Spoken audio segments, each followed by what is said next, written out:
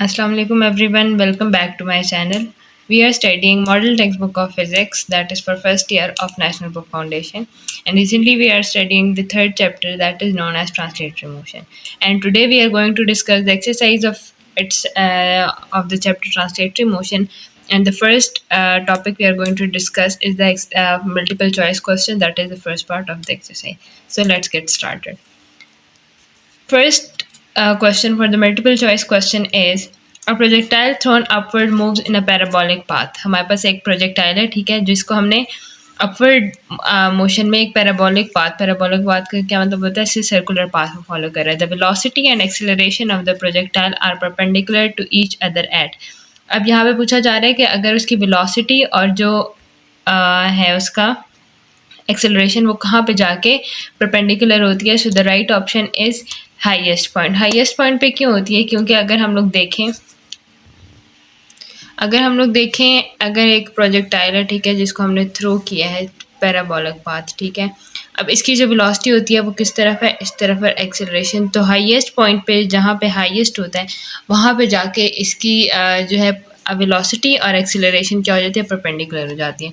So the right option we have is highest point. ठीक है. Second is a truck drives along a highway road has a large quantity of momentum. एक truck है, ठीक है, that is driving along the highway and has a large quantity of momentum. उसका momentum ज़्यादा है.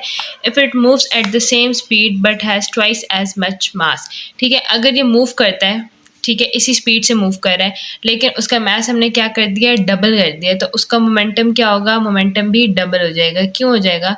क्योंकि we know the formula of momentum that is mv².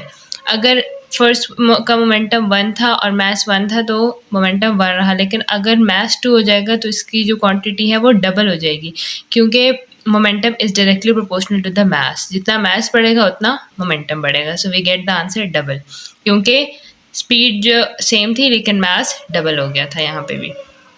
Okay, so next we have a 5 Newton force is applied to a 3 kg ball to change its velocity from 3 meter to 9 meter to 3 meter. Deceleration हुई है, ठीक है, एक 3 kg ball है, उसका मास हमें given है और उसकी वेलोसिटी चेंज कहाँ से हुई है, 9 मीटर पर सेकंड से मूव करते हैं, उसके बाद उसकी वेलोसिटी कम होकर 3 मीटर पर सेकंड हो गई है.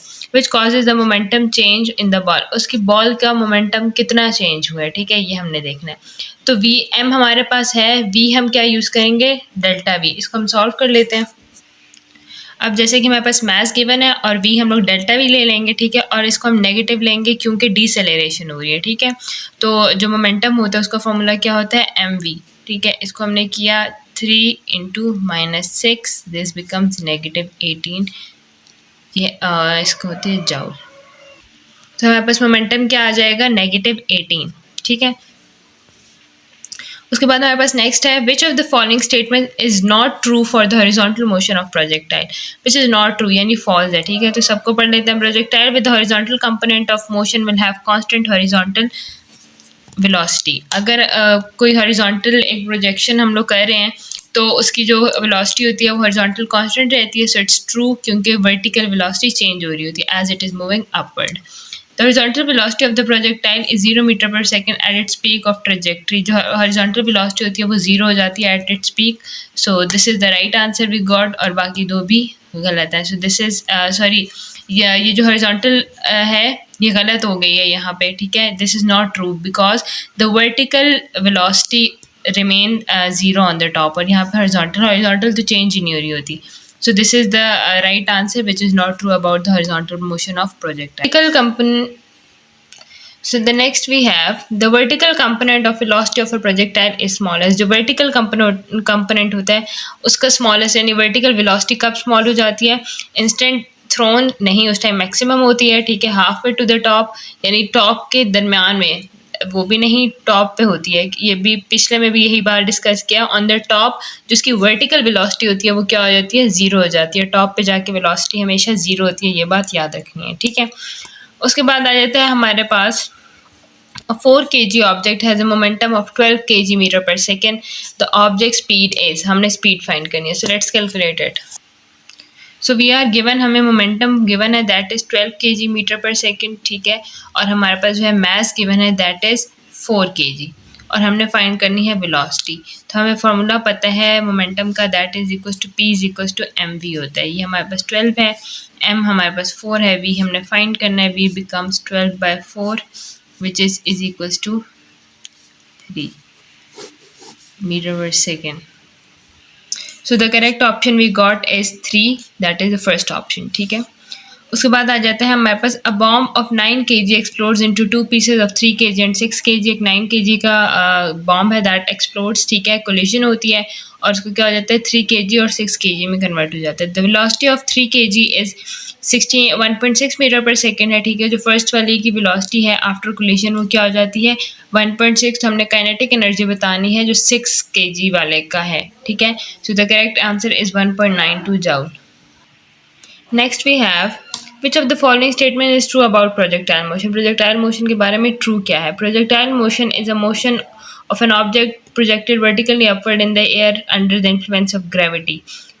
It's true. ठीक है, उसके बाद वाली देख लेते हैं। Projectile motion is the motion of an object projected into the air moving independently of gravity. False है क्योंकि ग्रेविटी डिपेंड कर रही होती है। उसके बाद आ जाता है projectile motion is the motion of an object projected into the air moving under the influence of gravity. ठीक है, वो क्या होता है into the air and moving under, मतलब इट्स मूविंग अपवर्ड, ठीक है, in the air. So the correct option is option A. उसके बाद आ जाता है last 40 this is 9th one.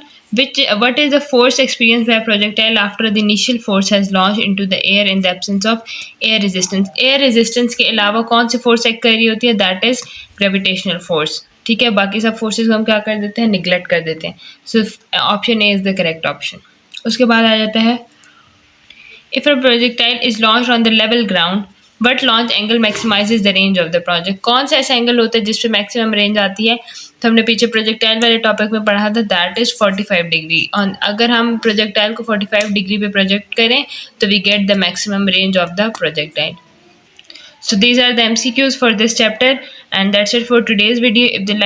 If you like the video, like, share and subscribe, and see you in the next lecture.